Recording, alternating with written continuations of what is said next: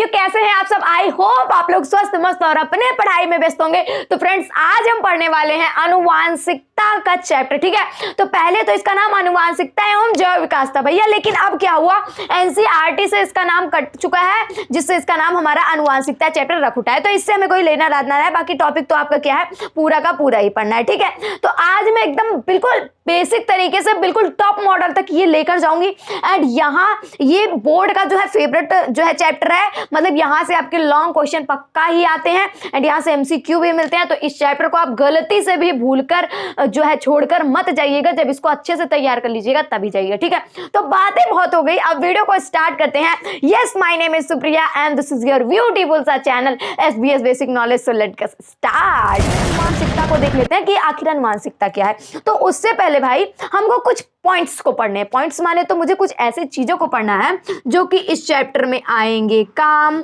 ठीक है। तो यहां पे पहले हमको पढ़ना है युग्मनज। युग्मनज पहली चीज हमें पढ़नी है। दूसरी चीज हमें पढ़नी है DNA। तीसरी चीज हमें पढ़नी है गुणसूत्र। फोर्थ चीज हमें पढ़नी है जीन। इन सारी चीजें, अगर ये सारी चीजें आपकी कवर रहेंगी ना, तभी आप इस चैप्टर में आगे बढ़ सकते हैं। क्यों?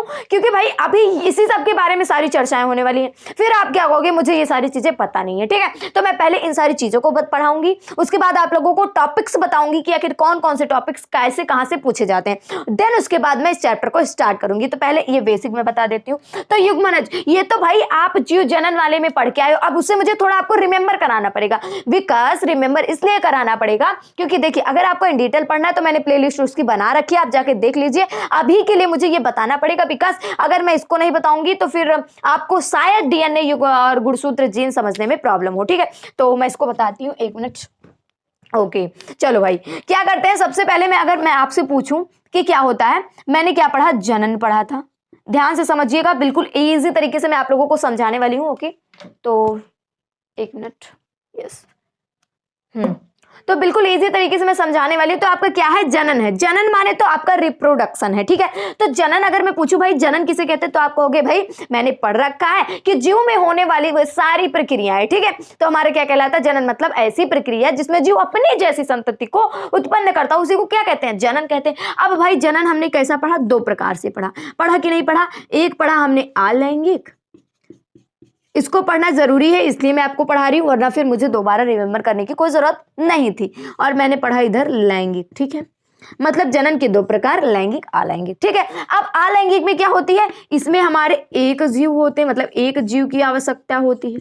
इसमें हमारे क्या होता है, दो जीव की आवश्यकता होती है। एक मिनट, इसमें हमारी क्या होता है, दो जीव की आवश्यकता। भाई पानी वानी लेकर नहीं बैठे हो तो बैठ जाइए, क्योंकि ये वीडियो थोड़ा लॉन्ग होने वाला है एंड ये आपका कॉन्सेप्टली चीज है एंड आपका थ्योरेटिकल ज्यादा है, तो इसलिए आपको पानी वानी लेकर बैठना है, अच्छे से पढ़ना है, ठीक है। यहाँ पे एक जीव, यहाँ पे दो जीव, ठीक है। अब क्या होगा, अब दो जीव होगा, यानी कि आपके नर होंगे और भाई कौन होगा, मादा होगा। जब दो जीव है तो एक तो नर होगा, एक तो मादा होगा। अब भाई जब नर होगा तो नर में आपका नर युग्मक होगा और मादा है तो आपका मादा युग्मक होगा। अब ये युग्मक क्या है, क्या सारी चीजें, ये आपको one shot video third chapter का देखना पड़ेगा एंड जो चीजें इंपॉर्टेंट है मैं उसको बता रही हूँ। अब नर युग्मक है, मादा युग्मक। नर युग्मक की बात क्या, इसमें शुक्राणु पाया जाता है, शुक्राणु पाया जाता है। इसमें क्या पाया जाता है, इसमें हमारा अंडाणु पाया जाता है, ठीक है। अब जब इन दोनों का संलग्न होता है, मतलब जब ये दोनों मिलते हैं तो भैया क्या बनता है। अब आप जोरों शोरों से बोलोगे भाई, जब ये दोनों का मिलन होता है तो इसी को हम कहते हैं निषेचन, और निषेचन के बाद हमारा क्या बनता है, युग्मनज, जिसको हम जाइगोट कहते हैं। यहां तक की क्रिया समझे थे क्या आप कहोगे भाई एकदम लुल्लू सा क्वेश्चन था, क्या नहीं समझे थे। जनन तो मुझे पता ही, जनन दो प्रकार से है, एक आपका अलैंगिक है, एक लैंगिक। अलैंगिक में एक जीव, लैंगिक में दो जीव। दो जीव माने तो एक नर होगा, एक मादा होगा। तो नर में नर युग्मक, मादा में मादा युग्मक। इसमें शुक्राणु, इसमें अंडाणु। शुक्राणु जब मिले तो निषेचन हुआ, निषेचन के पश्चात आपका क्या बना, युग्मनज बना। युग्मनज के बाद क्या हुआ, हमारा कोशिका विभाजन, उसके बाद भ्रूण, उसके बाद बेबी बना, स्टार्ट हो गया। ये सारी प्रक्रियाएं थी। तो यहीं से सबसे पहले युग्मनज कहां से बना, तो शुक्राणु और अंडाणु जब मिले तो निषेचन हुआ। निषेचन के पश्चात आपका क्या बना, निषेचन के पश्चात आपका युग्मनज बना। तो युग्मनज क्या आपका क्लियर हो गया। अब आप कहोगे भाई हाँ बिल्कुल क्लियर हो गया हमारा युग्मनज, ठीक है। अब मैं कहती हूं कि मैं यहाँ पे क्या ली, जैसे मैंने लिया नर और मादा, ठीक है। अब 1 मिनट इसको मिटाना पड़ेगा, उसके बाद समझाना। तो युग्मनज कहाँ से आया, समझ में आया। अब आप कहोगे भाई क्या बात करती हैं आप, तो 1 मिनट में समझ आ गया हमको, ठीक है चलो भाई अच्छी बात है। अब हम एक पॉइंट और आपको डीएनए समझाने की कोशिश कर रहे हैं, ठीक है। तो आप एकदम जुड़े रहिएगा एंड आपको कोई सा भी टॉपिक छोड़ के नहीं जाना है। जैसे आप क्या करते हो, आगे बढ़ा लो, आपको क्या पढ़ना है, डार्विन का लेमार का संबंध है, मेंडल का नियम संबंध, तो आप बढ़ा दो। ये हर एक रिलेटेड चलेगा। जैसे आप ये पढ़ोगे ये चीजें अभी रिलेटेड और सारी चीजें ये हैं, ठीक है। तो आपको ये पूरा अगर आप स्पीड तेज करके देख सकते हो, बट आप इसको जो है तुरंत हटा के अगर 10 मिनट पे आप 20 मिनट पे कर दोगे तो नहीं समझ सकते हो। इसलिए अगर आप स्पीड तेज करना चाहो तो कर सकते हो, लेकिन उस तरह से अगर आप देखोगे तो समझ नहीं पाओगे, ठीक है। अब डीएनए क्या, मैंने कहा भाई एक तो हमारा क्या था, नर था, अभी समझे थे, और एक कौन था भाई, मादा था। मतलब एक आपकी मम्मी थे, एक आपके पापा थे। अब नर और मादा के मिलने से क्या बना, अब आप कहोगे भाई नर और मादा के मिलने से हमारा भ्रूण बना। क्या बना, भ्रूण बना, यानी क्या बना, संतान बना। अब मैं अगर आपसे पूछूं कि भाई क्या आप एकदम, अभी मैं आपसे क्वेश्चन पूछूं, क्या आप एकदम अपने पापा के जैसे हो, तो अब आप कहोगे नहीं भाई। अभी मैं कहूँ क्या आप एकदम मम्मी की तरह हो, तो आप कहोगे नहीं भाई। अब मैंने कहा क्या आपके पापा के गुण हैं, तो आप कहोगे हाँ भाई थोड़ा तो है, मेरे पापा का बाल इस तरह है तो मेरा भी है। अब मैंने कहा क्या मम्मी का गुण है, तो आप कहोगे हाँ मेरी मम्मी कम बोलती है तो मैं भी कम बोलती हूँ या फिर बोलता हूँ। तो मतलब इससे क्या समझ में आया, क्या हम एकदम सेम अपने मम्मी पापा की तरह नहीं है, लेकिन उनके कुछ गुण क्या हो गए हैं, यहाँ पे आए हुए हैं। तो वही जो गुण आए हैं, जो वही मम्मी पापा के गुण भ्रूण में अर्थात संतान में आए हैं, उसी को हम क्या कहते हैं, आनुवांशिक लक्षण कहते हैं। समझ में आया मैं आपको क्या समझाना चाह रही थी, मैं आपको ये समझाना चाह रही थी। कमान एक बार फिर से हम देखते हैं कि एक तो भैया आपके पापा हो गए, एक तो मम्मी हो गई, ठीक है। अब इनसे क्या हुआ, एक संतान मतलब आप हुए। अब आप एकदम तो मम्मी की तरह नहीं होगे या फिर एकदम भैया अपने पापा के जैसा नहीं होगे, उनका थोड़ा सा रोल ले लिए होगे। अब ये सब भाई देखो फिल्में में हो सकता है कि एकदम पापा की तरह बेटा, लेकिन यहाँ नहीं होता है, ठीक है। तो यहाँ पे कुछ लोग हो जाते हैं, बाकी वो सब बातें दूसरी हैं, ठीक है। उसके बाद हमारा क्या है, संतान जब हुआ तो इनका थोड़ा सा गुण इधर आया, इनका थोड़ा सा गुण इधर आया। अब यही जो लक्षण आया है माता पिता को, इसी को हम क्या कहते हैं, अनुवांशिक लक्षण, ठीक है। समझ में आ गया कि माता पिता के आपके लक्षण आए, ना कि एकदम सेम उनका मूल स्पंज मिले, ठीक है। समझ में आ गया। अब डीएनए की बात हो रही है, तो अब मैं कहती हूं भाई ये जो अनुवांशिक लक्षण आया, जो नर से और मादा से संतान में अनुवांशिक लक्षण आ रहा, वो आखिर ला कौन रहा है, तो आखिर ला कौन रहा है। तब आप जोरों शोरों से इतना ही कहना कि भाई डीएनए ला रहा, ठीक है। ये डीएनए है, ये हमारा अनुवांशिक पदार्थ है। तो अनुवांशिक पदार्थ कौन है भैया, अब आप कहोगे डीएनए। डीएनए क्या करता है, जो माता पिता के लक्षण होते हैं वे एक बच्चे में लाने का काम यही करता है। तो अनुवांशिकी पदार्थ है, क्वेश्चन आता है अनुवांशिकी पदार्थ निम्न में से कौन है, तो डीएनए को याद रखे रहिएगा। अब यहाँ पे इसका फुल फॉर्म पूछा जाता है, एक मिनट रुकिए जरा, यहाँ पे इसका फुल फॉर्म पूछा जाता है, तो आप लिखोगे डीऑक्सी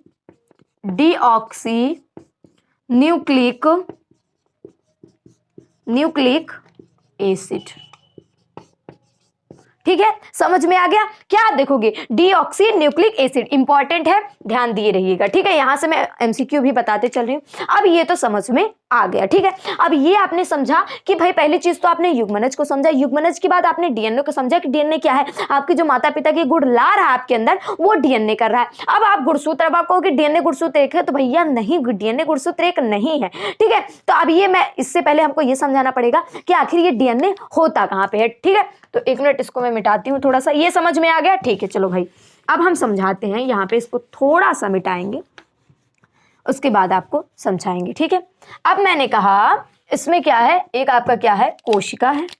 क्या बनाएंगे, सबसे पहले हम बनाएंगे कोशिका। अब कोशिका में क्या होता है, कोशिका में आपका केंद्रक होता है, ठीक है।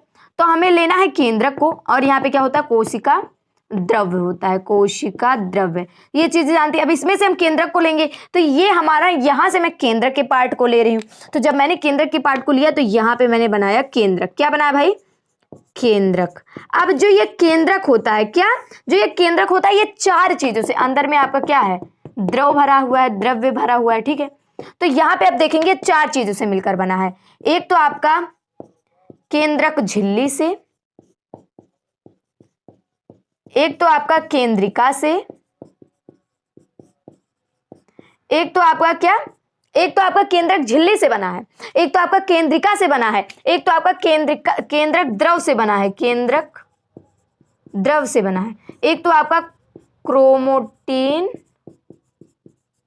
धागा। आप कहोगे भाई क्रोमोटिन धागा क्या है, तो यहाँ पे इस तरह से आपके केंद्रक में होता है क्रोमोटिन धागा। ठीक है, तो अब बात हुई कि डीएनए भाई उपस्थित कहाँ होता है, तो जो ये क्रोमेटिन धागा होता है यही आपका क्या होता है, यही आपका डीएनए होता है। समझ में आया, हमने क्या बताया, डीएनए आपका एक अनुवांशिकी पदार्थ है जो कि माता और पिता के लक्षण आपके अंदर ले जाता है। डीएनए होता कहाँ है, तो डीएनए मैंने यहाँ पे कोशिका बनाया, कोशिका से केंद्रक लिखा, अब केंद्रक वाले पार्ट को मैंने यहाँ पे बनाया। केंद्रक 4 चीजों से मिलकर बना है, केंद्रक झिल्ली, केंद्रिका, केंद्रक द्रव, उसके बाद क्रोमेटिन धागा। तो क्रोमेटिन धागा के अंदर क्या होता है, हमारा डीएनए उपस्थित होता है। हमें गुणसूत्र को समझना है, तो गुणसूत्र क्या होता है, ये इसी का डीएनए का, जैसे क्या होता है, जैसे आपका डीएनए इसी तरह से होता है, बिल्कुल इस तरह से डीएनए है, तो इसी का इतना छोटा सा भाग, मतलब डीएनए की इकाई को, मतलब एक मिनट, क्रियात्मक खंड है, मतलब ये जो हमारा ये गुणसूत्र है, माने तो यहां पे हम लिख सकते हैं गुणसूत्र डीएनए का क्रियात्मक व संरचनात्मक खंड है। ठीक है, ये लिख सकते हो। ये आप किस में लिखोगे, ये आप लिखोगे गुणसूत्र में। तो मतलब ये आपका डीएनए रहा। अब डीएनए के ये छोटा सा पार्ट, ये आपको जो छोटा सा पार्ट दिख रहा है, ये आपका क्या है, ये आपका गुणसूत्र है। मतलब डीएनए, गुणसूत्र डीएनए का क्रियात्मक व संरचनात्मक खंड है। समझ में आ गया क्या मैं समझाना चाह रही थी, आप लोगों को मैं समझाना चाह रही थी युग्मनज, युग्मनज के बाद मैंने क्या समझाया, डीएनए, डीएनए के बाद मैंने क्या समझाया, गुणसूत्र। ठीक है, अब मैं आप लोगों को समझाऊंगी जीन। तो ये समझ में आ गया, आई होप समझ गए होंगे आप। ठीक है, तो इसको मैं थोड़ा सा मिटाती हूं, उसके बाद मैं जीन को समझाती हूं। ठीक है, अब जीन एकदम सिंपल सी भाषा में आपको समझाऊंगी, उसके बाद मैं जस्ट चैप्टर को स्टार्ट करूंगी। ठीक है, तो यहां पे मैं समझाऊंगी जीन आप लोगों को। तो ये भाई जीन क्या है, ठीक है, ये आपका क्या करता है, यही जो आपके माता पिता के गुण जा रहे हैं, ले कौन जा रहा है, डीएनए ले जा रहा है, लेकिन लक्षणों को निर्धारित करता है। जीन का काम क्या होता है, लक्षणों को निर्धारित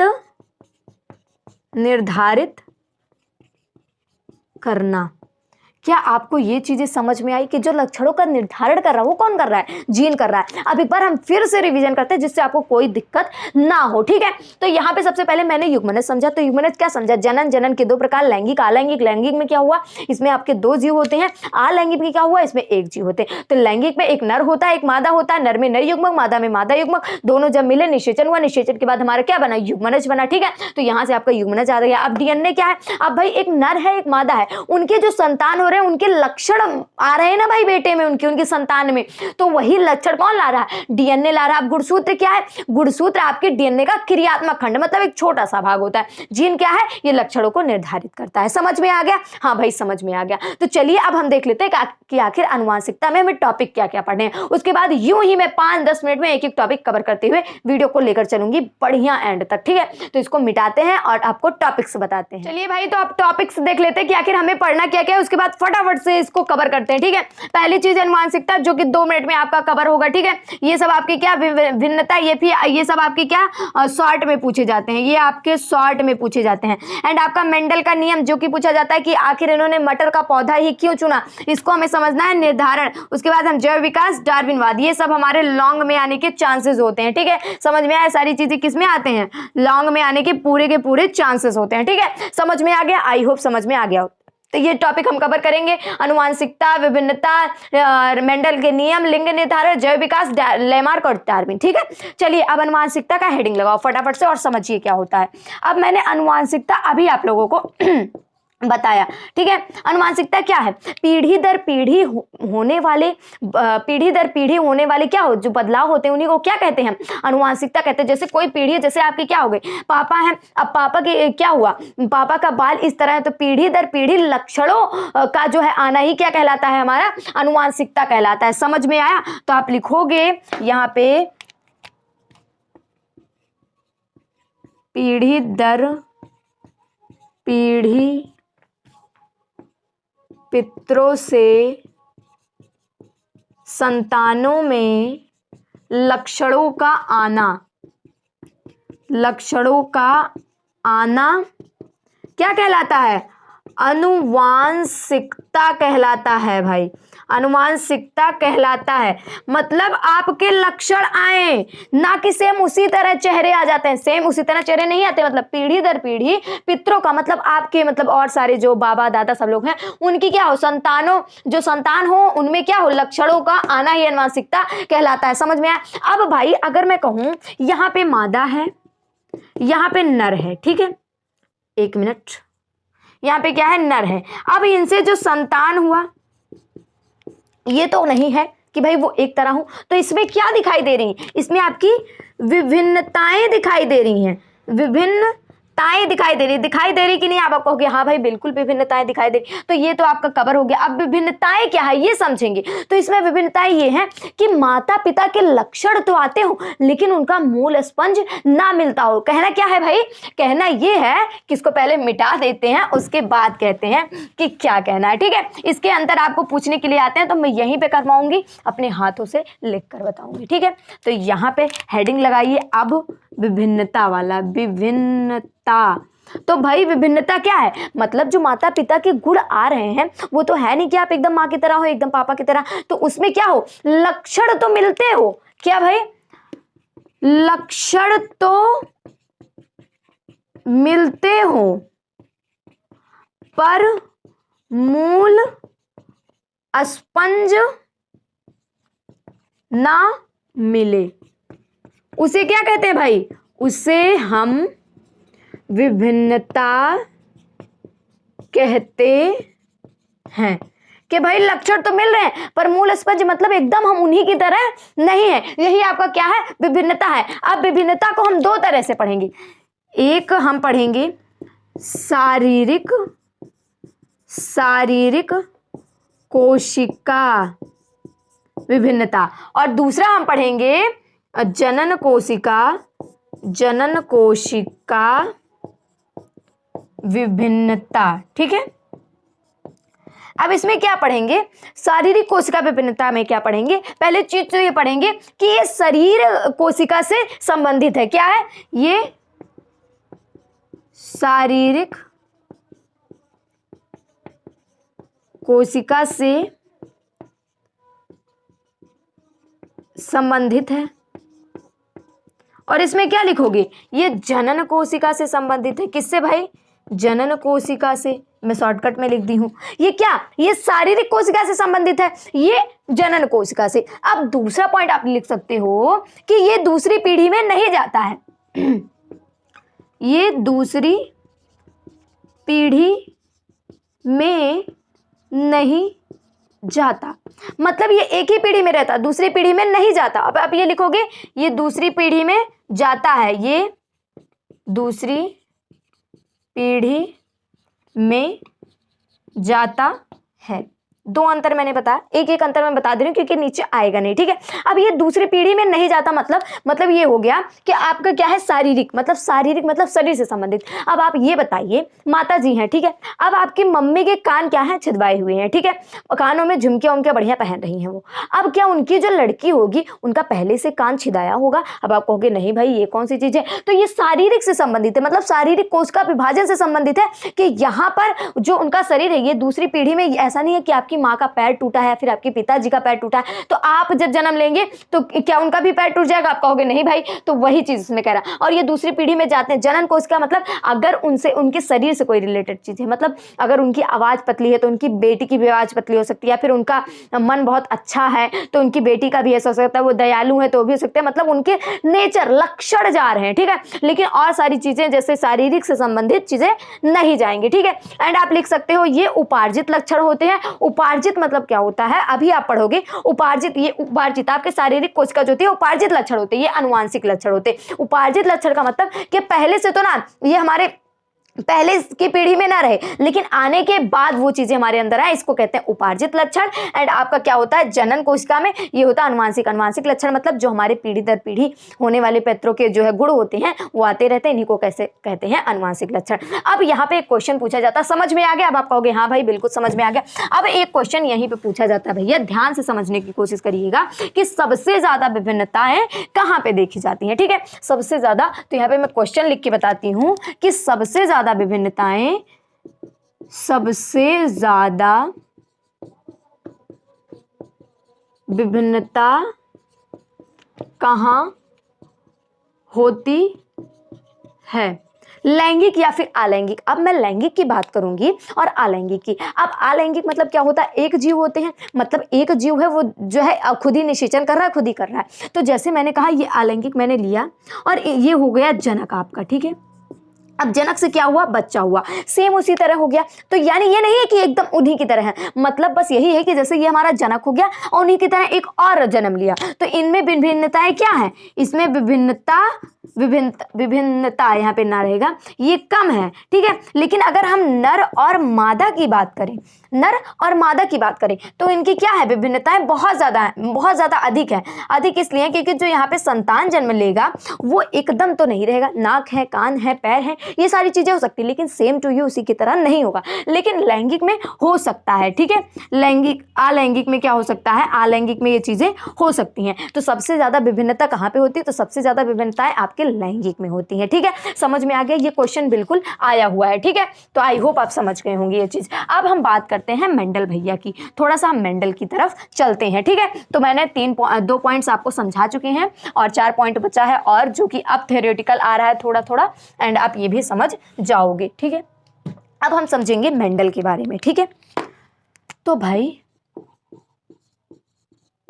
ये हमारे क्या है, जो मेंडल के बारे में है, इनका पूरा नाम है ग्रेगर जॉन मेंडल। क्या नाम है, ग्रेगर जॉन मेंडल, इनका पूरा नाम क्या है, ग्रेगर जॉन मेंडल। अब ये क्या थे, ये हमारे ऑस्ट्रिया के थे। कहाँ के भाई, एक मिनट जरा रुकिए, ये हमारे ऑस्ट्रिया के थे। ऑस्ट्रिया मतलब वहाँ के ये पादरी थे, मतलब चर्च में क्या थे, एक पादरी थे। तो एक छोटी सी कहानी में बता दे रही हूँ, इन डिटेल में आपको 12th में मिल जाएगी कहानी, कि ये क्या कर रहे थे। ये एक बगीचे में बैठे थे, वहाँ पे ये बैठ करके क्या देख रहे थे, वहाँ पे बहुत सारे मटर के पेड़ थे। तो वो देख रहे हैं कुछ गोल है, कुछ झुर्रीदार है, और उनका जीवन काल भी छोटा है। तो वो सोच रहे थे क्यों ना इस पे हम क्या करें, एक्सपेरिमेंट एक करें। तो इन्होंने क्या किया, ग्रेगर जॉन मेंडल जो थे, इन्होंने एक एक्सपेरिमेंट किया। जब वो एक्सपेरिमेंट किया मटर के पौधे पर, और वो क्या किए, और छोड़ चुके, और इनके जो किए, मतलब इनको जैसे क्या होता है, जब कोई चीज़ की खोज करता है तो उनकी पहले हंसी उड़ाई जाती है, उनका जो है उनकी चीज़ों को नहीं माना जाता। तो लगभग 35 साल तक इनकी चीज़ों को कोई माना नहीं, बिल्कुल नहीं माना। और जब ये चले गए, ऐसा कहा जाता है ना कि इंसान की कीमत कब होती है, जब वो आपसे दूर हो जाता है। ठीक है, ये चीज़ें होती हैं। तो जब ये हमारे ग्रेगर जॉन मेंडल जब चले गए, मतलब जब ये एक्सपायर हो गए, मर गए, तब उसके 35 साल बाद कुछ साइंटिस्ट जो आए, कुछ जो हमारे वैज्ञानिक आए, उन्होंने क्या किया, उन्होंने इस पर जब खोज किया तब कहा हाँ भाई, जो मेंडल कहकर गए थे ये बिल्कुल सही था। जो इन्होंने क्या कहा था, अनुवांशिक के बारे में बताया था, ये बिल्कुल सही था। बाद में जाके वैज्ञानिकों ने इनको माना। तो अब यहाँ पे एक पॉइंट और आता है कि अनुवांशिकी का पिता कौन है। कौन भाई, यहाँ पे आता है अनुवांशिकी का पिता। तो अनुवांशिकी के पिता आपके मेंडल ही थे, जिनका पूरा नाम आपका ग्रेगर जॉन मेंडल था। ठीक है, समझ में आ गया। और इन्होंने अपना एक्सपेरिमेंट किस पे किया था, इस पे इन्होंने अपना एक्सपेरिमेंट मटर पे। अब क्वेश्चन आता भाई मटर पे क्यों किया था, तो अभी मैं उसे पॉइंट वाइज करके दिखाऊंगी। लेकिन अब मटर का वैज्ञानिक नाम एग्जाम में पूछा जाता है। क्या वैज्ञानिक, एक मिनट, यहाँ पे वैज्ञानिक नाम, जो पॉइंट मैं लिख रही हूँ भाई आपको उतारना है। ठीक है, क्योंकि जब आप एक एक पॉइंट को उतारेंगे तो आपको कोई दिक्कत नहीं होगा। तो इसका जो है वैज्ञानिक नाम है पाइसम शटाइबम। नाम भी एकदम बम की तरह है, जैसे नाम है वैसा ही काम है। इस मटर का पूरा क्या नाम था, पाइसम एंड सटाइबम। इन्होंने इस पर एक्सपेरिमेंट किया। अब भाई इन्होंने मटर पर ही क्यों किया, ठीक है, तो ये क्वेश्चंस आते हैं। तो इसको थोड़ा सा मैं मिटा देती हूँ, उसके बाद मैं इसके पॉइंट्स को लिखकर आप लोगों को समझाती हूँ। तो इसको मिटाते हैं, उसके बाद आपको, तो भाई चलिए यहाँ पे देखते हैं कि इन्होंने मटर के पौधे को ही क्यों चुना। ठीक है, तो मैंने यहाँ पे इसको आपको लिख के दिया है, बिकॉज यहाँ पे क्वेश्चंस आपके ये शॉर्ट में आते हैं। तो यहाँ पे आप ये सारे पॉइंट्स को लिख लीजिए, फटाफट से लिख लीजिए। ठीक है, तो चलिए क्या करते हैं, हम लिखते हैं क्या है हमारा, मटर ही क्यों चुना। तो पहला चीज तो है कि इनका जीवन काल क्या होता है, इनका जीवन काल छोटा होता है। मतलब ये क्या होते हैं, इनको हम 1 से 2 बार 3 बार उगा सकते हैं, जिससे कम समय में वो ज्यादा से ज्यादा एक्सपेरिमेंट उस चीज पर कर पाए। ठीक है, तो पहले तो इनका जीवन काल छोटा होता है। दूसरी चीज, ये एक ही पीढ़ी में अनेक बीज। अब भाई एक ही पीढ़ी, आपने मटर को लिया, यूं तरह से कुछ है, इसमें क्या है, अनेक बीज आपके होते हैं। तो एक ही पीढ़ी में क्या होता है, अनेक बीज होता था, इसलिए मटर का पौधा चुना। मटर के पौधे में विप्रयासी लक्षण, विप्रयासी मतलब एक लंबा दिख रहा है तो एगो बौना भी है भैया, एक क्या है, एक लंबा है तो एगो बौना भी है, तो ये इसका मतलब होता है विप्रयासी लक्षण। एक तो हमारा क्या है, एक तो हमारा गोल है तो एक झुर्रीदार भी है, तो ये सारे लक्षण दिखाई दे रहे थे। उसके बाद यहाँ स्वपरागण होता है, लेकिन आप कृत्रिम रूप से भाई, आप कृत्रिम रूप से पर परागण भी करा सकते हो। पर परागण भाई ये तो हमें समझ में ही नहीं आ रहा क्या बता रहे हो, आप जाके 3rd चैप्टर देख लो ना भैया। परागण स्वपरागण सारी चीजें बता रखी है। स्वपरागण मतलब जो स्वयं से क्या करता हो, स्वयं से निषेचित होता हो। पर परागण मतलब जो दूसरे के द्वारा, मतलब कृत्रिम रूप से दूसरों के द्वारा निषेचन करके भी मटर के पौधे पर एक्सपेरिमेंट किया जा सकता है। और कुछ नहीं था, मटर का पौधा क्यों चुना, फटाफट से याद करो, दोहराओ, कम ऑन। मटर के पौधे का जीवन काल छोटा होता है। दूसरा पॉइंट, ये एक ही पीढ़ी में अनेक बीज बनाते हैं। तीसरा पॉइंट, विप्रयासी लक्षण दिखाई दे रहे थे। चौथा पॉइंट, ये स्वपरागण करते हैं। एंड पांचवा पॉइंट आप इंक्लूड कर सकते हो नंबर लेने के लिए कि कृत्रिम रूप से इनका पर परागण भी कराया जा सकता है। क्लियर, सॉर्टेड, मजा आ गया। चलो भाई एकदम से स्वाद आ गया। चलो मटर का पौधा ही तो हम समझ गए। अब यहाँ पे हम समझेंगे कि आखिर ये इन्होंने क्या क्या लक्षण दिए। ठीक है, तो इसको मैं मिटाती हूँ, 1 मिनट जरा रुकिएगा, इसको मैं अब मिटाती हूँ और आपको थोड़ी सी चीज आगे बताती हूँ। ठीक है, थोड़ी सी चीज ये मैं बताऊंगी कि मैं अगर आप लोगों से एक क्वेश्चन करूं, अब आप कहोगे भाई कैसा क्वेश्चन, मैं आप लोगों से एक क्वेश्चन कहूं कि भाई आप 1 मिनट, कि आप चलिए हमें बताइए भाई प्रभावी क्या होता है, फटाफट से सोचिए। और मैं दूसरा पॉइंट पूछूं भाई आपसे, अप्रभावी क्या होता है।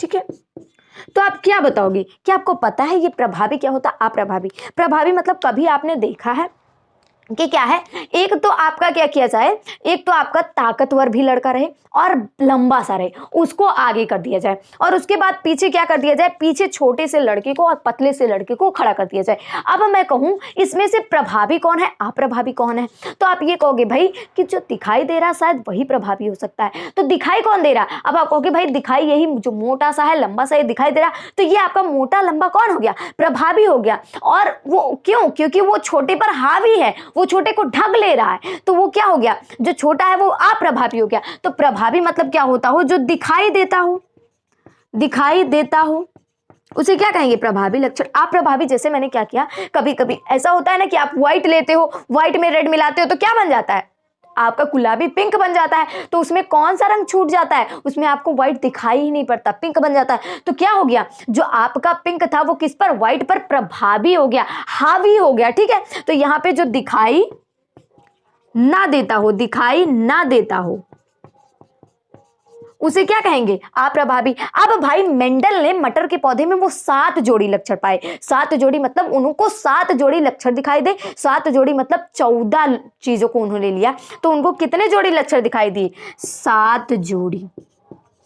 ठीक है, अब यहां से क्वेश्चन आता है कि मेंडल ने कुल कितने जोड़ी लक्षण देखे मटर के पौधे में, तो मेंडल ने कुल 7 जोड़ी लक्षण मटर के पौधे में देखे। ठीक है, अब 7 जोड़ी में तो मतलब यानी एक जोड़ी का क्या होगा, एक जोड़ी का मतलब 2 लोग होंगे, एक तो आपका प्रभावी भी रहेगा, एक अप्रभावी है। ठीक है, मतलब इसका कहने का मतलब है इन्होंने कितना देखा, 7 जोड़ी देखा। तो यानी अगर मैं एक जोड़ी को लूं तो एक जोड़ी में 2 लोग ही रहेंगे ना। जब देखा जाता है कि क्या जोड़ा कहा जाता है, अभी शादी में रहता है तो दूल्हा दुल्हन को क्या कहा जाता है, जोड़ा है तो 2 लोग, लेकिन कहा गया है जोड़ा कहा गया। तो वैसे यहाँ पे है तो 2 लोग, लेकिन इसको क्या कहा गया, एक जोड़ी। अब एक जोड़ी में 2 लोग, एक तो इधर आ गया लोग, एक तो इधर लोग, एक प्रभावी एक प्रभावी, मतलब एक जोड़ी अगर लेंगे तो हमें एक प्रभावी मिलेगा, एक अप्रभावी मिलेगा। एक चीज जो हमको दिख रही थी, एक चीज जो हमें उसमें छिपी थी। मतलब अगर मटर आपका गोल था तो इधर झुर्रीदार भी था, अगर इधर भैया लंबो भैया थे तो इधर बौना भी था। समझ में आ गया। तो चलिए 7 जोड़ी लक्षणों को हम यहाँ पे आपको दिखा देते हैं लिखकर, जिससे आप समझ जाओ, क्योंकि वो क्वेश्चंस आपके एग्जाम में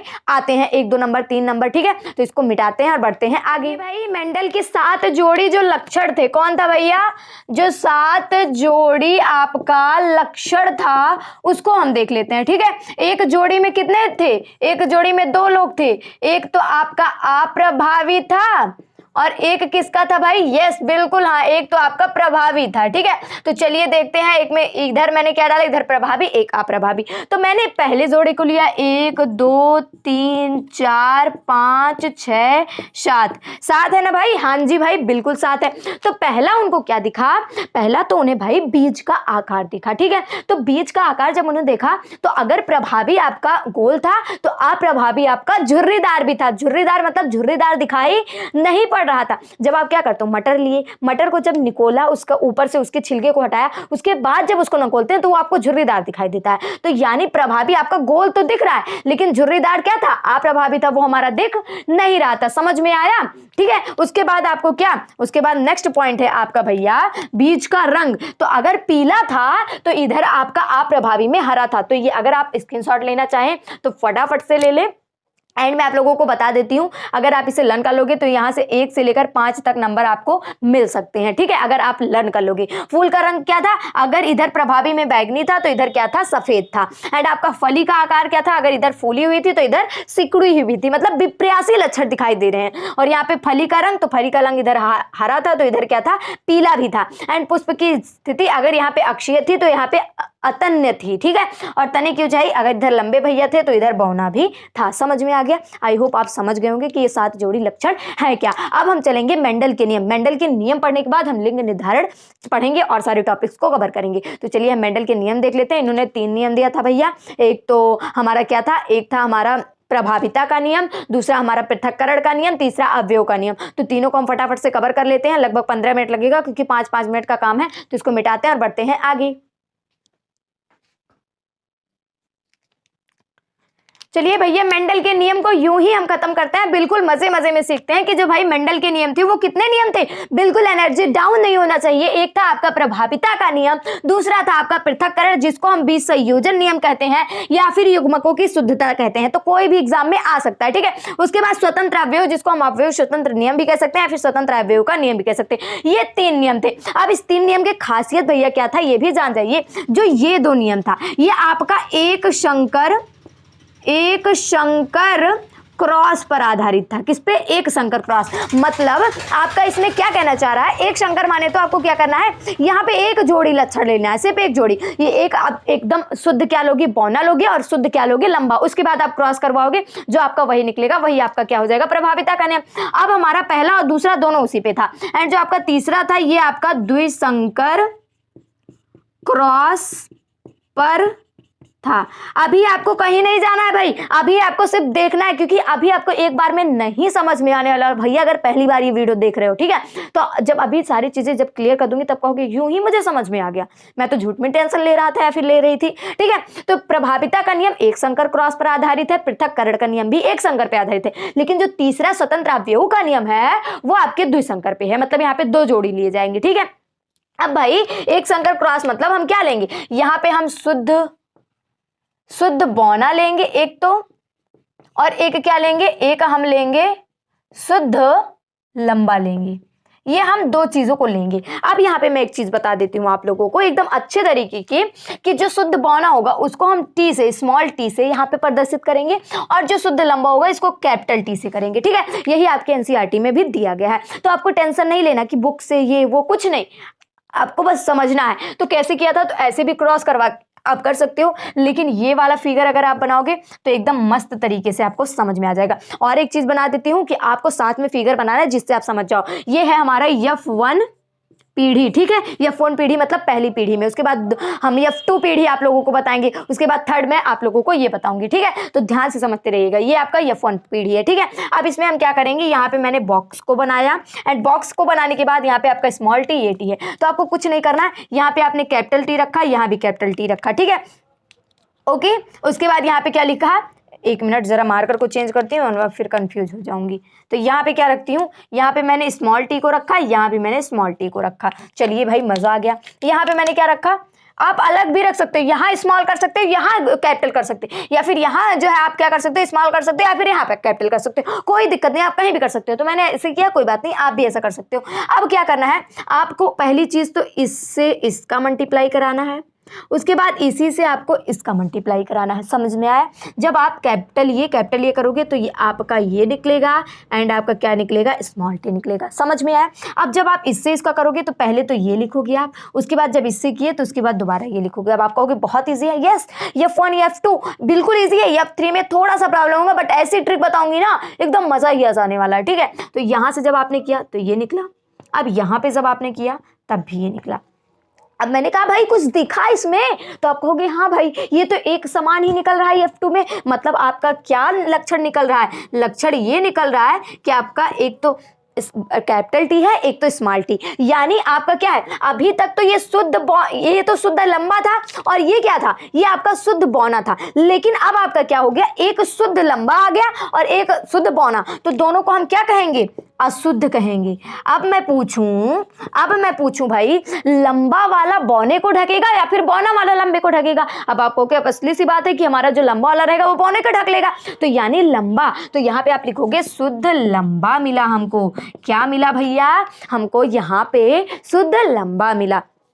तो आप यहाँ पे क्या लिखोगे, प्रभाविता के नियम में यही लिखना, आपको ये फिगर बनाना है, आएगा उसके बाद आपको ये सारी चीजें लिखनी है। ठीक है, तो आपको क्या मिला, आपको एक तो आपका शुद्ध लंबा मिला क्योंकि ये इस पर हावी हो रहा, प्रभावी ये हो रहा, अप्रभावी ये है, तो प्रभावी यही लिखोगे, अशुद्ध लंबा आपको F1 पीढ़ी में मिला। अब आपका ऐसे ही बिल्कुल F2 पीढ़ी है। ठीक है, तो F2 में आपको मैं यहीं पे बताती हूँ, F2 क्या है आपका पृथक्करण। तो आपको क्या मिला, कैपिटल टी स्मॉल टी मिला, तो आप कैपिटल टी स्मॉल टी को पकड़े रहिएगा। ठीक है, याद रखे रहिए, capital T and small T. ठीक है, ये आपका F1 पीढ़ी हो गया। चलिए दूसरे नियम को कवर करते हैं। दूसरा नियम क्या है भैया, दूसरा नियम कहाँ है, तो चलिए हमारा क्या निकला था, याद है आपको? अब आप कहोगे कैपिटल टी स्मॉल टी, यही आपका निकला था। ठीक है, अब इसी के माध्यम से हम F2 को निकालेंगे, तो चलिए निकालते हैं। तो भैया फिगर बनाओ, फटाफट से लगाइए यहाँ पे फिगर को और इस तरह से आप बनाइए। अब आपको इसी तरह लिखना है, यहाँ पे मतलब क्या लिखना है, यहाँ पे आपको कैपिटल टी, उसके बाद स्मॉल टी, फिर यहाँ पे आपको कैपिटल टी, उसके बाद देन स्मॉल टी। ठीक है, समझ में आ गया? यहाँ तक कोई दिक्कत, कोई परेशानी तो नहीं? तो एक मिनट रुकिए। यस बिल्कुल। चलिए अब मल्टीप्लाई कराते हैं, तो आपको कैपिटल टी, फिर इससे जब कराया तो आपको कैपिटल टी स्मॉल टी, अब जब इससे कराया तो आपको स्मॉल टी कैपिटल टी, इससे कराया तो स्मॉल टी। ठीक है, ये सारी चीजें मिली कि नहीं? अब आप कहोगे हाँ भाई यही चीजें मिली, तो आप क्या करोगे, आपको इसमें क्या दिख रहा है? यहाँ पे अगर मैं पूछूं आप लोगों से कि भाई यहाँ पे आपको शुद्ध लंबा कितना दिख रहा है, और दूसरा मैं पूछती हूँ शुद्ध बौना कितना दिख रहा है, शुद्ध बौना कितना दिख रहा है? तो आप कहोगे भाई यहाँ पे आपका शुद्ध लंबा एक दिख रहा है, शुद्ध लंबा कौन दिख रहा है, एक। अब मैं पूछूं शुद्ध बौना कितना दिख रहा है, तो आप कहोगे शुद्ध बौना आपको क्या दिख रहा है, एक दिख रहा है। ठीक है, यहाँ पे क्या दिख रहा है, एक दिख रहा है। और मैं यहाँ पे पूछूं आपको अशुद्ध लंबा कितना दिख रहा है, तो आप कहोगे भाई अशुद्ध लंबा हमको कितना दिख रहा है, दो दिख रहा है कि नहीं, ये दो लोग दिख रहे हैं कि नहीं? अब आप कहोगे भाई बिल्कुल दिख रहे हैं, तो यहाँ पे आप पहले लिख दीजिए अशुद्ध, दूसरा अशुद्ध लंबा। तो अशुद्ध लंबा कितना दिख रहा है, दो दिख रहा है, एंड आपका अशुद्ध बौना, शुद्ध बौना कितना दिख रहा है, अब भाई एक दिख रहा है। अब यहीं पे आता है हमारा एक जीनोटाइप, एक आता है हमारा फिनोटाइप। ये हो गया हमारा जीनोटाइप और ये आपका क्या हो गया, फिनोटाइप। ठीक है, ये आपका हो गया फिनोटाइप। अब जीनोटाइप क्या है, फिनोटाइप क्या है, समझिए जरा ध्यान से समझिए। समझना ये है कि जीनोटाइप मतलब आपका क्या अनुपात, रेशियो क्या आ रहा है, तो आप कहोगे 1:2:1, तो आप क्या लिखोगे 1:2:1 जीनोटाइप में आ रहा है। ठीक है, अब फिनोटाइप मतलब कि जो है ये तीनों क्या है, ये तीनों आपके शुद्ध, मान लीजिए यहाँ पे आपका अशुद्ध लंबा है लेकिन है तो लंबा ना, और लंबा ये है, तो यानी यहाँ पे तीन आपको क्या दिख रहे हैं, लंबे दिख रहे हैं, एक आपका बौना दिख रहा है, तो फिनोटाइप में आपका अनुपात आएगा 3:1, और जीनोटाइप में आपका आएगा 1:2:1। तो ये चीजें एग्जाम में आती हैं। आई होप आप ये समझ गए होंगे। अब मैं चलती हूँ अवयव स्वतंत्र नियम पे, जिसको मुझे अच्छे से बताना पड़ेगा, तो इसको हम मिटाते हैं। यहाँ पे हम थर्ड देख लेते हैं। थर्ड हमारा नियम क्या कह रहा है, स्वतंत्र अवयव का नियम। तो मैंने इसे इसलिए ज्यादा लिख दिया क्योंकि ये वरना हमारा समय ज्यादा ले लेता है। ठीक है, तो मैंने पहले से लिख लिया, बाकी मैं सारी चीजें समझाऊंगी एंड आप भी कर लोगे, डोंट वरी। ये सारी चीज देख के आपको घबराना नहीं है, ठीक है, समझना है। दो संकर क्रॉस पर आधारित है, ध्यान से कूल माइंड से समझिए कि अगर दो संकर पे आधारित है, तो यानी हमें 2 जोड़ी लेना पड़ेगा। तो जो 2 जोड़ी मैंने क्या बताया, एक जोड़ी में 2 लोग रहेंगे, एक प्रभावी एक अप्रभावी, तो मतलब 2 जोड़ी मुझे लेना पड़ेगा। तो मैंने तो एक गोल बीज लिया, एक झुर्रीदार, भाई एक गोल था तो एक झुर्रीदार था, एक पीला था तो एक हरा था, तो मैंने आप लोगों को ये बताया था। तो भाई मैंने एक गोल बीज ले लिया, एक झुर्रीदार, मतलब एक जोड़ी ये हो गया, एक जोड़ी ये हो गया, मतलब 2 जोड़ी मैंने ले लिया। अब भाई जो आपका गोल था उसको मैंने कैपिटल आर नाम दे दिया, एंड जो झुर्रीदार था उसको मैंने स्मॉल आर दे दिया, जो आपका पीला था वो कैपिटल वाई नाम दे दिया, जो आपका हरा था वो स्मॉल वाई नाम दे दिया। ठीक है, अब क्या हुआ, कैपिटल और कैपिटल को मैं लिखती हूँ कैपिटल आर, और यहाँ पे मैं लिखती हूँ स्मॉल आर, उसके बाद मैंने क्या लिखा, स्मॉल वाई, उसके बाद मैंने कैपिटल वाई। अब मैंने जब इन दोनों का कराया तो हमारा क्या निकला, कैपिटल आर, मान लीजिए यही हमारा निकला। ठीक है, अब इन्हीं का हम क्या कराएंगे, इन्हीं का हम क्रॉस करवा रहे हैं। ठीक है, तो इन्हीं का जब हम क्रॉस करवाएंगे तो हमारा क्या मिलेगा, सबसे पहले हमें क्या करना पड़ेगा, सबसे पहले इनसे क्रॉस करवाना है, कैपिटल आर निकला, कैपिटल वाई निकला।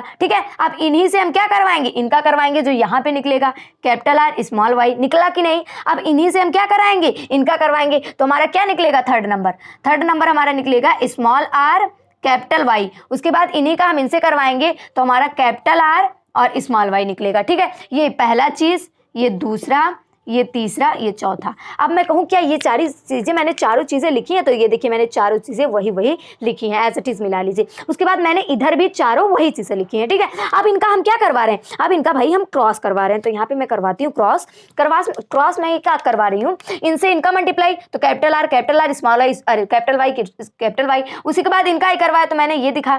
फिर उसके बाद जब मैंने इसे का मल्टीप्लाई, मतलब इनसे इनका मल्टीप्लाई, इनसे इनका सारी को जब मैंने मल्टीप्लाई करा तो ये निकला। आई होप आप समझ गए होंगे, इसका स्क्रीनशॉट ले लीजिए एंड आप खुद प्रैक्टिस करिएगा। ठीक है, उसके बाद अब लास्ट चीज मैं कैसे आप लोगों को बता सकती हूँ, देखिए एग्जामिनर ये सारी चीजें देखेगा नहीं, बिल्कुल। अगर आपका अवयव का नियम आता है, स्वतंत्र अवयव का नियम, तो ये सारी चीजें आपको नहीं देखेगा, सबसे मेन पॉइंट आपका ये देखेगा।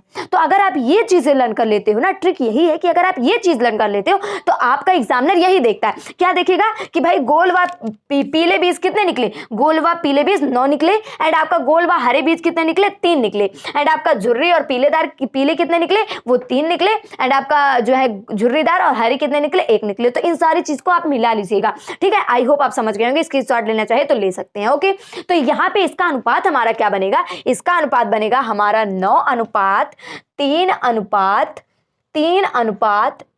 ये हमारे स्वतंत्र अवयव का मिलेगा, तो एक ही अनुपात दिया गया, दूसरा जो है अनुपात आपके सिलेबस में नहीं है। तो क्या आपको समझ में आया स्वतंत्र अवयव का जो है जो नियम था, क्या वो आपको समझ में आया? आई होप आप उसे समझ गए होंगे कि आपका स्वतंत्र अवयव का नियम क्या है। ठीक है, तो आई होप अभी समझ गए होंगे। चलिए अब हम जो है लिंग निर्धारण पे बढ़ते हैं, उसके बाद जो है विकास पे हम चलते हैं, उसके बाद वीडियो को एंड की तरफ ले चलते हैं। तो इसको लिंग निर्धारण देख लेते हैं। ठीक है, तो बहुत ज्यादा इजी है। क्या है, गुणसूत्र के बारे में आपको समझना है। तो मैंने गुणसूत्र को क्या बताया था, remember to my top point क्या है, तो मैंने गुणसूत्र को ये बताया था कि जो गुणसूत्र होता है वो डीएनए का क्रियात्मक एवं संरचनात्मक क्या है, ये आपका क्या हो गया, ये आपका कुछ इस तरह से क्या हो गया, डीएनए हो गया। इसका छोटा सा क्रियात्मक पार्ट ही हमारा क्या कहलाता है, गुणसूत्र कहलाता है। तो लिंग निर्धारण में हमें इन्हीं चीजों को पढ़ना है। ठीक है, तो यहाँ पे पहला पॉइंट क्या कह रहा है, मनुष्य में गुणसूत्र की संख्या 1 नंबर के क्वेश्चन है 23 होता है। ठीक है, एंड दूसरा पॉइंट क्या है, मनुष्य में क्रोमोसोम की संख्या 46 होती है और ऑटोसोम्स की संख्या 22 जोड़ी होती है। ठीक है, ध्यान से समझिएगा। अगर आपको समझना है स्क्रीनशॉट ले लीजिए,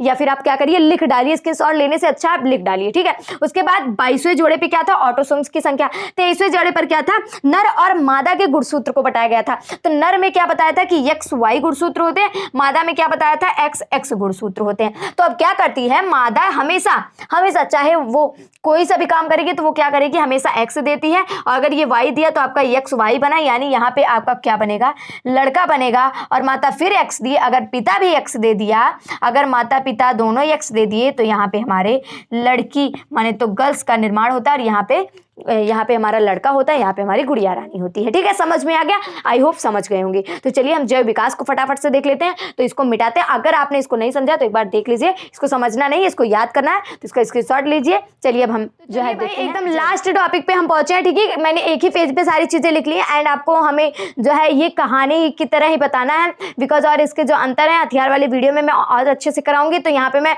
इसमें क्योंकि आपका क्या है थ्योरेटिकल है, तो यहाँ पे मुझे इसकी कहानी बतानी पड़ेगी, बाकी तो सारी चीजें यहाँ पे मैं लिखी हूँ, ठीक है। तो यहाँ पे जैव विकास मतलब जैव विकास कि जो जीवन का विकास हो रहा है, जो जीवों का विकास हो रहा है वो आखिर किस तरह हो रहा है। तो बहुत सारे वैज्ञानिक ने अपना मत रखा था, ठीक है। तो बहुत सारे वैज्ञानिक ने जब अपना मत रखा तो दो लोग उसमें थे, एक तो लैमार्क थे, एक तो डार्विन, जो कि प्रसिद्ध थे। तो इन दोनों को ले लिया गया, बाकी और किसी को नहीं ले लिया गया, ठीक है। तो यहाँ पे उससे पहले हम उपार्जित लक्षण और अनुवांशिक लक्षण जो कि अंतर पूछा जाता है। बाकी हमारा समरूप, समजात और अविशेष जो ये सारी चीजें ये आपको हथियार में मिलेंगी, तो आपको वाली वीडियो भी देखनी पड़ेगी क्योंकि वो इंपॉर्टेंट क्वेश्चन के रहेंगे, तो उसमें सारी चीजें कराई जाएंगी, ठीक है। तो ये क्या है, वे लक्षण जो जन्म के बाद आते हैं। मतलब इन्होंने क्या बताया, मतलब उपार्जित लक्षण क्या है, वे लक्षण जो जन्म के बाद आते हैं। मतलब जन्म के पहले क्या रहता था, जन्म के पहले अनुवांशिक लक्षण आता था, जो कि माता, जैसे आपकी माता क्या करती है, बहुत ज्यादा हंसती है, और आप भी क्या करते हो, जब पृथ्वी पे आते हो तब आपकी माता क्या अगर लक्षण में रहे तो आप भी हंसने लगते हो। तो ये था, लेकिन इसका मतलब है कि ये जन्म के बाद ये सारी चीजें हो रही। तो जो ये थे हमारे लैमार्क और डार्विन थे, ये उपार्जित लक्षण के बारे में ही बताए थे। किसके बारे में, उपार्जित लक्षण ही बताए थे कि जन्म के बाद जो चीजें आई, अभी मैं बताती हूँ। उसके बाद यह लक्षण दूसरी पीढ़ी में नहीं जाता है। ये था उपार्जित लक्षण कि ये दूसरी पीढ़ी में नहीं जाता है। और अनुवांशिक लक्षण क्या है, दूसरी पीढ़ी में जाता है। पहली चीज तो ये लक्षण के बाद नहीं है, मतलब ये दूसरी पीढ़ी में जाता है, पहली चीज है। और दूसरा ये क्या होता है, ये जन्म के पहले रहता है, ये जन्म के पहले आता है, मतलब पहले से ही आपके अंदर आया हुआ लक्षण रहता है, ठीक है, गुण रहता है। उसके बाद हम लैमार्क और डार्विन, तो यहाँ पे क्या होता था, मतलब यहाँ पे एक जिराफ का एग्जाम्पल लिया गया था। तो जिराफ के एग्जाम्पल में बताया था कि जो जिराफ की गर्दन होती है वो बड़ी होती है। तो इन्होंने मतलब जिराफ की गर्दन, छोटी गर्दन को लेकर पहले बताया। तो छोटी गर्दन में इन्होंने ये बताया कि आखिर जिराफ का जो ये यहाँ पे हुआ था, तो मतलब क्या हुआ, इन्होंने ये बताया कि जलवायु के कारण ये सारी चीजें हुई, जो जिराफ की गर्दन जो बड़ी हो गई जलवायु के कारण। अब जो सब लोगों ने पूछा भाई क्यों डार्विन भैया ये जलवायु के कारण क्यों, क्योंकि उन्होंने बताया कि जब जलवायु जो, तो हमें क्या हुआ, खाने पीने की चीजें जब नष्ट होती चली गई तो हमारे पेड़ क्या थे, ऊंचे थे। तो पेड़ ऊंचे थे तो यानी हमें जानवरों को क्या करना पड़ता था, जानवरों को ऐसे सर उठा के मतलब खाना पड़ता था। तो जब सर उठा के खाना पड़ रहा है तो उनकी गर्दन क्या हो गई, बड़ी होगी। और क्या था यहाँ पे देखिए, ये दूसरी पीढ़ी में नहीं जाता, ये उपार्जित लक्षण कहता है। लेकिन इन्होंने क्या बताया था, ये अगली पीढ़ी में जाता है। इसलिए इनका क्या कर दिया गया था, गलत कर दिया गया था, क्योंकि इसका कारण ये नहीं था कि गर्दन उठा के खाते हैं, इसलिए ये इनकी जो वो थी वो हमारा गलत कर दिया गया था, ठीक है। हमारा किसका बनाया गया था, ये हनुमान मेंडल जी का बनाया गया था, ठीक है। उसके बाद ये बताया गया इसमें कि यहाँ पे तो बताया गया नहीं जाता अगली पीढ़ी में, लेकिन यहाँ बता दिए ये कि अगली पीढ़ी में जाता, इसलिए इनका गलत हो गया। तो यहाँ पे लैमार्कवाद, ये लैमार्क को क्या कहते हैं, लैमार्कवाद, डार्विन को क्या कहते हैं, डार्विनवाद। इन्होंने अपने क्या किया, जो विकास के मद में एक वाद दिया जिसको लैमार्कवाद कहते हैं, उन्होंने दिया तो इनको डार्विनवाद कहते हैं। उपार्जित लक्षणों की वंशागति, ये तो ठीक है बिल्कुल, लेकिन अगली पीढ़ी में जाते हैं ये गलत है बिल्कुल। तो ऐसा ही डार्विन ने कहा, इन्होंने बड़ी उसके बारे में बताया कि इन्होंने ये बताया कि भाई जो हमारे छोटे जिराफ रहते थे और जो बड़े जिराफ रहते थे, ठीक है। तो बड़े जिराफ जब ऐसे उठा के खाते थे तो उनकी तो गर्दन बड़ी होगी, लेकिन जो छोटे जिराफ थे वो क्या हुए, वे मर गए। जब नहीं पाए तो कुछ समय बाद वो मर गए, ऑब्वियसली वो मर गए। और जो हमारे थे उनके जो बच्चे हुए वो उन्हीं के तरह ये सारी चीजें होते चले गए। लेकिन इनका भी गलत कर दिया गया। क्यों गलत कर दिया गया, क्योंकि अब अगर इस तरह हो, अगर एक कोई सैनिक है वो क्या कर रहा है, बॉर्डर पर है वो, अब उनका क्या हो गया, पैर कट गया, ठीक है। अब जब पैर कट गया तो उसके बाद जो उनका बच्चा होगा, क्या उनका भी पैर कटा होगा, नहीं कटा होगा ना। तो वो कैसे ये बता दिए कि जिराफ के आने के बाद वो सर उठाकर खाते थे तो उनका बच्चा भी कैसे खा लेगा, ठीक है। तो उन्होंने चूहे पर भी किया, चूहे की लगातार पीढ़ी दर पीढ़ी पूंछ काटते रहे, लेकिन उनकी पूंछ क्या हुई, फिर आती रही। तो ये हमारे डार्विनवाद की थी। तो आई होप आप लोगों के समझ में आ गया। तो आज मैंने अनुवांशिकता कवर किया, विभिन्नता, मेंडल के नियम, लिंग निर्धारण, जैव विकास, लैमार्क, डार्विन के बारे में जाना। इनका अंतर हम आपको हथियार वाली वीडियो में देंगे, ठीक है। उसके पहले मैंने आपको क्या समझाया, उसके पहले हमने आपको युग्मनज, डीएनए, गुणसूत्र, जीन, ये सारी चीजें एक ही वीडियो में कवर की। आई होप आप लोगों को समझ में आया होगा। और अगर समझ में आया तो इतनी मेहनत पर तो एक लाइक बनता ही है, लाइक दीजिए, फटाफट से सब्सक्राइब करिए अगर नहीं किया है, क्योंकि चैप्टर आपके हो गए सारे खत्म बायो के। एंड आपका एक वीडियो और शाम तक आने वाला है, तो हमारे चैनल को जो सब्सक्राइब करके जुड़े रहिए एंड बेल आइकन को प्रेस कर दीजिए, जिससे नोटिफिकेशन सबसे पहले आप तक जाए। तो चलिए भाई, अब मिलते हैं नेक्स्ट वीडियो में। पढ़ते रहिए, मस्त रहिए, बाय बाय, टेक केयर, जय हिंद, वंदे मातरम।